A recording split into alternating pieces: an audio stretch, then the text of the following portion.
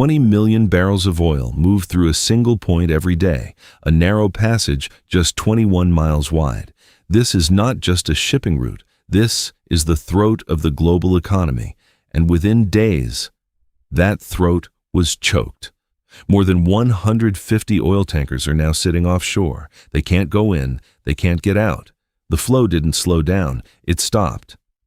But the real question isn't what's happening. The real question is why the world saw this coming for decades and still did nothing to stop it. Hormuz is where everything comes together. Saudi Arabia, Iraq, the UAE, Kuwait, Qatar, some of the largest energy producers on Earth, all feeding into one narrow exit. Every barrel pumped inside the Persian Gulf has only one way out.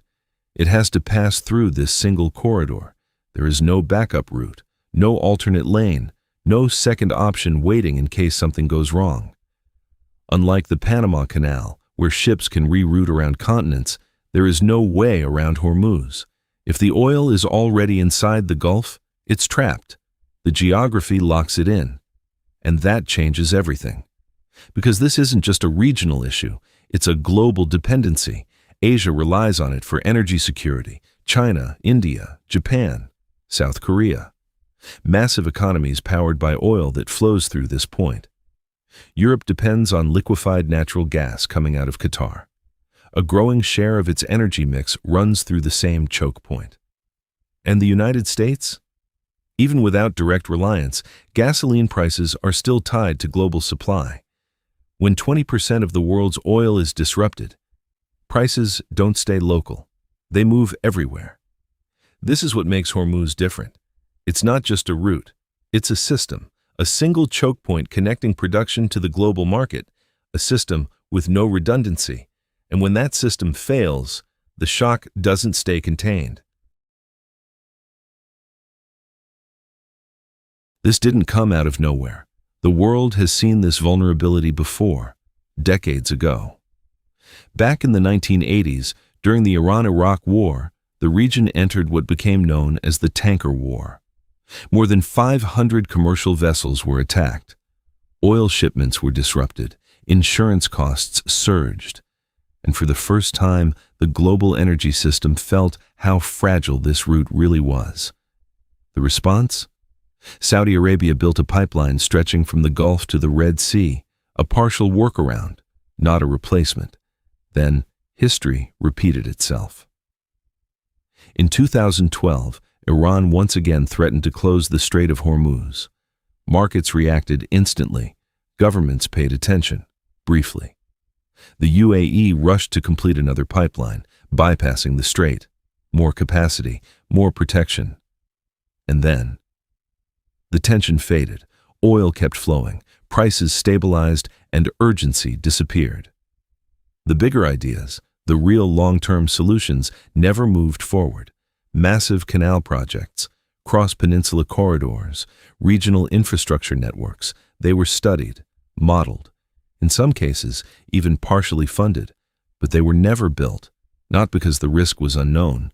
Everyone understood the danger, but because the cost of fixing the system felt too high, as long as the system was still working. So the plans were shelved, the warnings were ignored, and the world quietly went back to relying on the same narrow passage, hoping it would hold. 20 million barrels per day, suddenly cut off from the global market. That's not a slowdown, that's a system shock. Now look at the backup capacity. Saudi Arabia's east-west pipeline can push up to 7 million barrels a day. But there's a catch. The export terminal at the end, Yanbu, can only handle about 4 to 4.5 million, so even at full capacity, a third of that oil has nowhere to go. The UAE adds another route, roughly 1.5 to 1.8 million barrels per day through its pipeline to Fujairah. Put it all together, and the world can reroute maybe 6 million barrels daily. But the gap, still 12 to 14 million barrels, missing. That's not a small imbalance. That's a massive supply shock hitting every energy market at once. And the pressure builds fast. More than 150 tankers are sitting idle, waiting for a green light that may not come.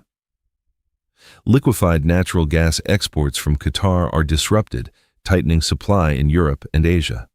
Energy prices start reacting immediately because markets don't wait for certainty. They price in fear, they price in risk.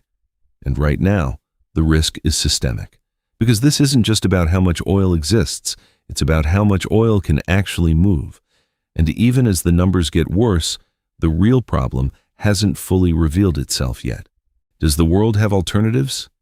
Yes, but none of them are enough.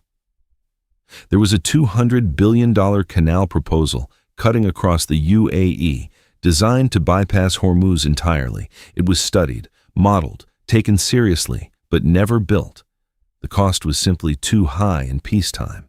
Saudi Arabia had an even bigger vision. A 950-kilometer canal stretching across the entire peninsula to the Red Sea. Massive scale, massive ambition, but it never moved beyond paper. Then there's the $250 billion Gulf Railway, a regional network connecting 6 countries, efficient for cargo, critical for trade. But it cannot move crude oil at the scale the world needs. Not even close. Iraq is now rushing to revive old pipelines, routes to Jordan, Turkey, even Syria. Projects that sat idle for years are suddenly back in focus. But these are partial fixes. They move some oil, not enough. Every option on the table is a backup system, built to reduce risk, not to replace the core. And that's the problem, because Hormuz isn't just another route, it's the system itself. Nothing else comes close in scale, nothing else can absorb the loss. And while the world scrambles to activate every alternative it has, another problem is already taking shape just beyond the horizon. But this is no longer just a story about Hormuz. The real problem isn't one choke point, it's 2. Saudi Arabia's main bypass, the East-West pipeline, was built for this exact scenario. It moves oil away from the Gulf and sends it to the Red Sea. On paper, that sounds like an escape route. But here's the catch. If that oil is heading to Asia, the world's largest energy market, those tankers still have to pass through another narrow gateway, Bab el-Mandeb, another choke point, another fragile corridor, and right now, another active conflict zone. This isn't a separate risk. It's part of the same system, the same alliances, the same tensions, the same overlapping threats, which means even if oil manages to bypass Hormuz, it doesn't reach safety. It enters another bottleneck, another potential shutdown point. And suddenly, the entire concept of a backup route starts to break down. Because a true backup needs independence.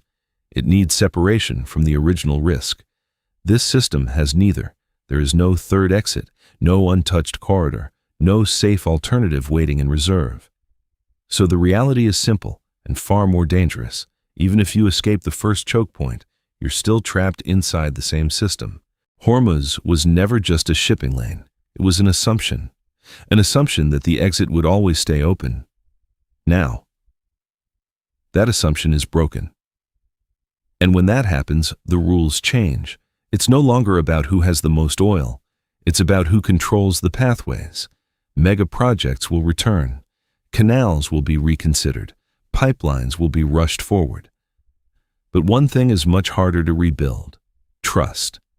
Because once a system loses trust, every fix comes too late. When the exit disappears, the system stops. Subscribe to understand where global money flows next.